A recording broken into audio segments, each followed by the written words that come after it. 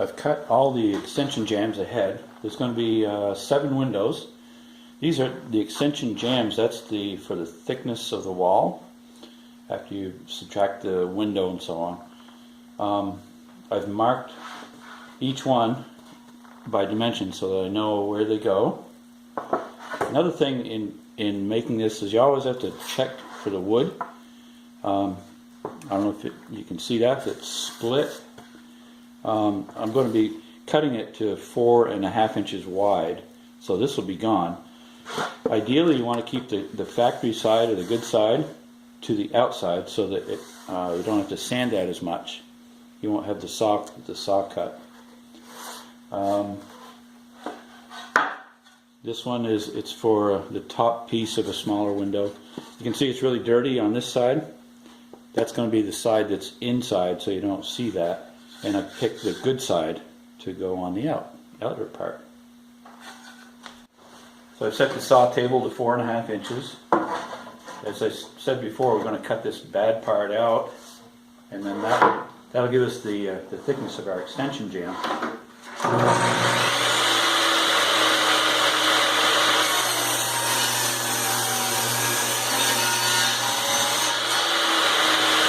On the chop saw, I'm going through all of the sills, and I've marked them all to say sill. I don't know if you can read that. Cutting a 45-degree angle on the end, and I just use this as a kind of a point so that they're all the same. Bring it to that.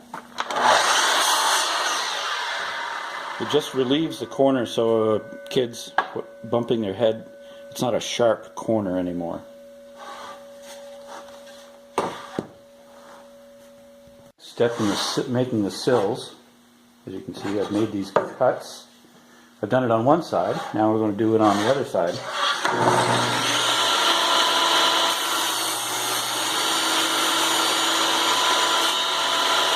Now we're going to mark, or I've made a mark, so I know where to cut this way to cut out this part of the sill. Always wear safety glasses.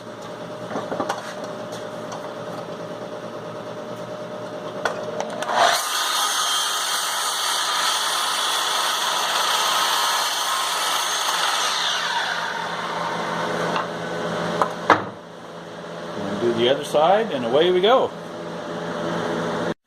These are the 4 extension jamb parts. You can see now how the sill looks. We've cut this part out, and it's okay, you have a little bit of a saw cut on each side, but that's inside, you won't see that really. This is the top piece. I've taken the measurements from the window already. So I have the sill there, the top piece here. These are the 2 sides. Again, trying to get the factory side out so that you don't have to sand the rough cut. Fit those in.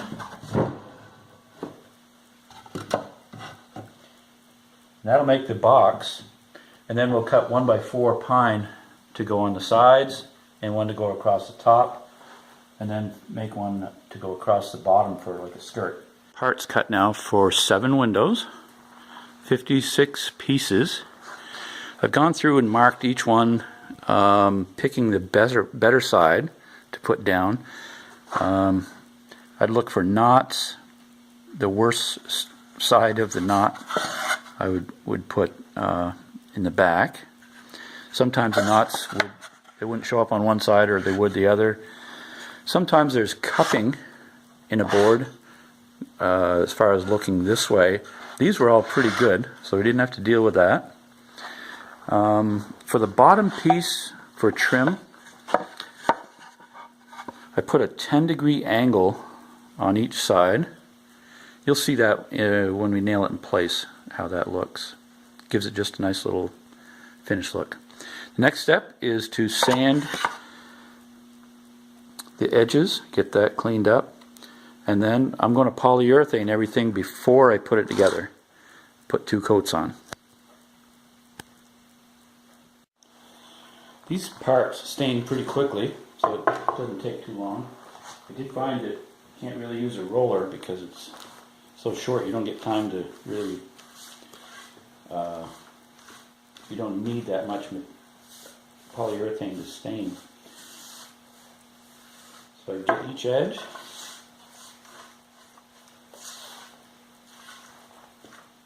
Good even strokes, trying to get a nice coverage there.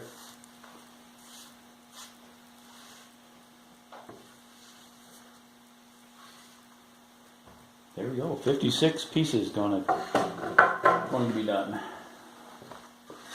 The window frame. Now we're going to use the finish nailer.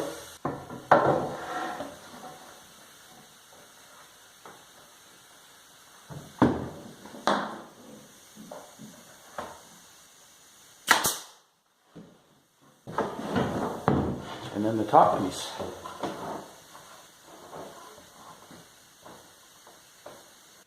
Also running a screw in here to hold this, just to make it a lot more stronger. I've pre-drilled that. So the frame's all made, we'll put the bottom piece on afterwards.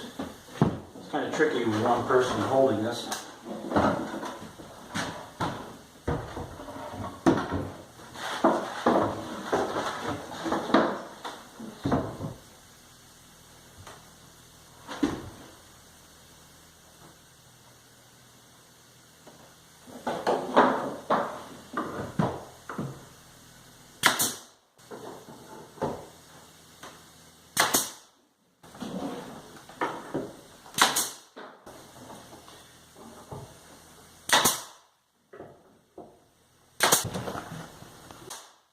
Match up the nails so that they look nice. In this piece that we've made. There it is. 2 windows finished. There it is. 2 windows finished. There it is. 2 windows finished.